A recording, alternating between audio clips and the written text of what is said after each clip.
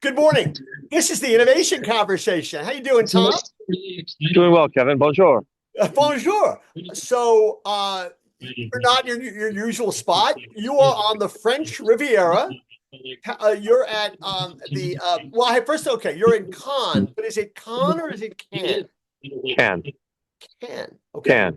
Because there's a lot of debate about that. And I know so it's There is. the locals say, Can. and you're at Cannes, the Cannes Lions Conference. Is it Lions or Lyon? I don't even know. I believe it's Lyon, and Okay. it's the Festival of Creativity, Okay. which is the film festivals here. Obviously that's the big one. That I think ran a Right. couple few weeks ago. And then the creative festivals has historically been, the big kind of advertising industry festival where all the creatives get together, the agencies get together with big media players.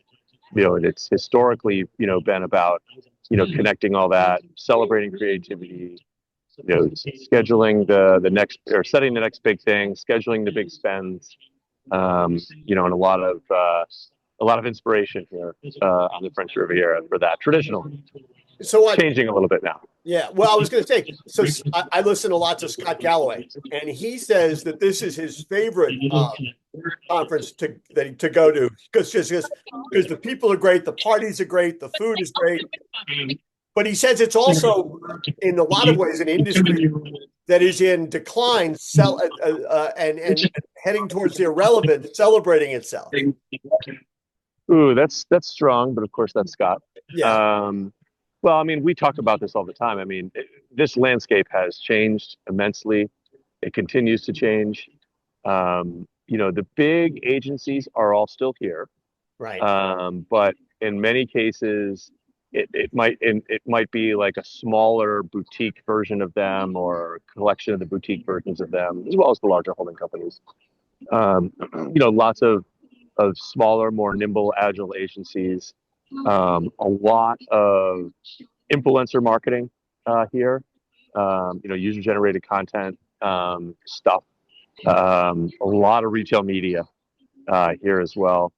And you cannot cross a panel, or a meeting or a discussion where AI is not, a key topic of it all. And when you think about just the amount of data, the ability to precision target marketing and contextually target marketing today, and continually refine that marketing with data, and then the role that AI can play in generation of creative and delivery of campaigns, right, and in analysis, of those campaigns and further tuning. The evolution of this industry it's pretty interesting, and like the tech and the science part of it is definitely, you can feel how it's always right there in every conversation. So, in the sense that if it traditionally focused on creativity, while that is still there, right? It's now it's focusing more on the tech-enabled creativity or what technology, which is the reason you're there, I would assume, is to connect with the companies, the technology companies that are creating new tools and new Yes. platforms with where brands can talk to consumers or customers. Absolutely. I mean, everything now is, ultimately about this hyper localization, hyper personalization, not even localization, really, it's hyper personalization, and how that can be delivered through, the various experiences, right? Whether that's, influencer marketing, via the big platforms, like TikTok and YouTube, whether that's media delivered through the retail media players here. They're all here except for Costco. In fact, you should look up the head of retail media at Costco. His name is escaping me now. He did a LinkedIn post, and it said, "Meet with Costco media at Cannes," and it crossed out Cannes, and it said Issaquah, and it was him sitting next to a pond outside their office in, in Washington. It was really pretty funny. But a lot of so a lot of To well, that point, Costco can say, if you want to work with us, you got to come to us. that's usually the way there. Although I will say he has been out and about in the industry. It's kind of interesting that they're not here. They're probably the only significant retailer that's not. So Walmart's there, Oh, Amazon. everybody's here. Yeah, everybody's here.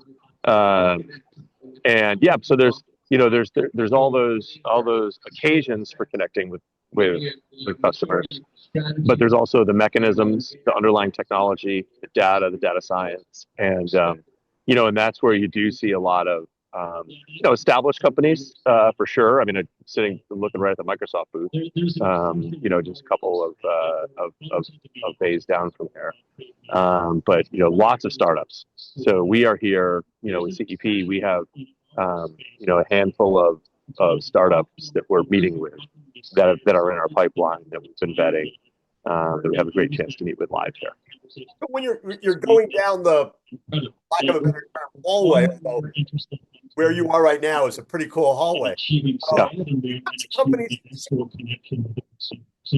sorry, there's lots of companies. what kinds of companies are there? I mean, give me. So I'm sitting at the Brand Innovators booth now. There's one up there called Sport Beach, which is put on by an agency called Stagwell, and they're massive in sports marketing, and that place is just crawling with just professional athletes everywhere. You turn around, it's like boom, you bump into Carmelo Anthony. You turn around, boom, you bump into somebody else. Microsoft is here. All the big agencies are here. DoorDash is here. Snap is here. LinkedIn is here. TikTok is here. Pretty much every tech player and every platform that's in and around kind of consumer and marketing is here. Interesting that it's interesting there's celebrities there in the sense of from the sports entertainment world. Because, like, everybody and their brother has a podcast. Everybody is trying to, I mean, it's not a word, but they're almost trying to media size themselves, right? Everybody needs to have a brand, and everybody needs to have a media component of that. Yeah, they do. The way we consume content obviously has changed very much, right? We consume podcasts, we consume short form video, right? We're constantly interacting with content throughout the day, and that content often comes with advertising, right? And the users of that content are literally they're alone engaged with the content.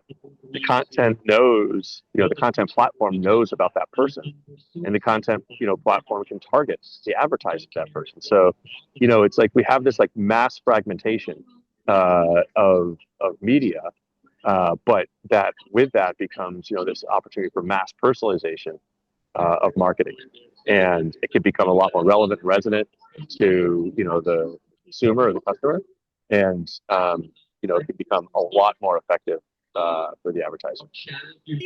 I'm just to play to my own bias. So when you hear the conversations, whether one-to-one or on stage, do you get the sense that folks are at all aware of the notion that maybe you keep selling all the time, that you have to find that balance that constantly told it's eventually going to wear people out? Or is that not? I would say that it's not. You don't hear that. You would think you should hear it all the time, right? Just about being responsible and recognizing the limits, and but no, I think you mostly hear, what you're hearing here is really it's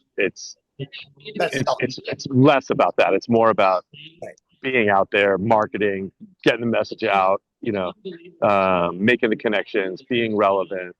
Not so much about like what is the responsible level of kind of throttling and delivery of experience and balance and whatnot. Although I would say good marketers get that, right? And it certainly, I would imagine there were some panels around here about that. It seemed like there would, but I just haven't encountered it.